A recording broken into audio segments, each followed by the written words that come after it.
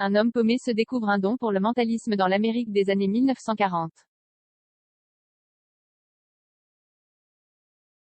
Bradley Cooper se glisse dans la peau de ce personnage ambigu, tour à tour séduit par Toni Collette, Rooney Mara et Cate Blanchett. Après La forme de l'eau, Guillermo del Toro signe un hommage au film noir dans la sombre, Nightmare Alley. Jamais Bradley Cooper n'avait été aussi impressionnant que dans Nightmare Alley de Guillermo del Toro. Il devient Stanton Carlyle, homme au passé trouble et à la moralité douteuse qui va s'imposer comme mentaliste d'abord dans une foire puis dans le New York des années 1940.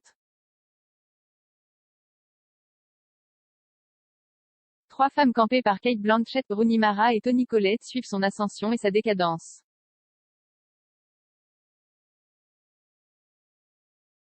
Je voulais que Bradley Cooper laisse libre cours au côté inquiétant que j'avais entrevu chez lui pour Limitless et à Star is Born, confie Guillermo del Toro à 20 minutes. Je souhaitais qu'on comprenne que Stanton Carlyle est capable de détruire des gens mais qu'il ait suffisamment de charisme pour qu'on accepte qu'on puisse se laisser embobiner par lui. L'acteur s'est fait un look ténébreux à la Gary Cooper pour cacher les noirs dessins de son personnage. De Amérique dos à dos le charlatan, roman de William Lindsay Gresham, paru en 1946, avait déjà été porté à l'écran par Edmund Goulding l'année suivante.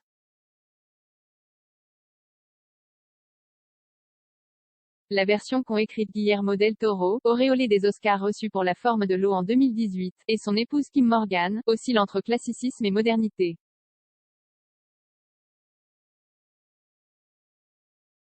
C'est un banquet de cinéma, martèle le réalisateur. Cette histoire fait écho à l'époque actuelle avec son complotisme, ses mensonges et sa paranoïa.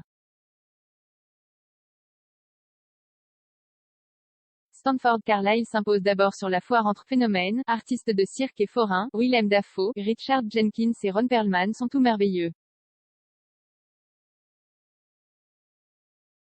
Il essaie ensuite de percer en ville où une psychiatre, Cate Blanchett en femme fatale glaciale, va le prendre à son propre jeu.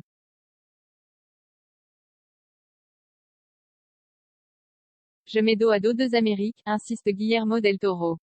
Celle de la foire où les gens trompent le public de façon quasiment honnête, et celle de la ville où les élites se donnent un genre respectable alors qu'elles sont profondément corrompues. L'amour de Guillermo del Toro pour les êtres différents affleure tout au long de cet hommage au film noir aux images somptueuses.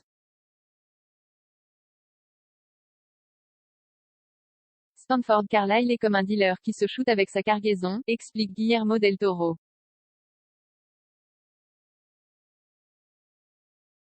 Quand il commence à croire à ses propres mensonges, il est cuit. Mais ne sommes-nous pas tous plus ou moins capables de nous laisser convaincre par ce que nous inventons? La scène finale du film, terrifiante, prouve que faire la différence entre la réalité et ses inventions peut être une riche idée.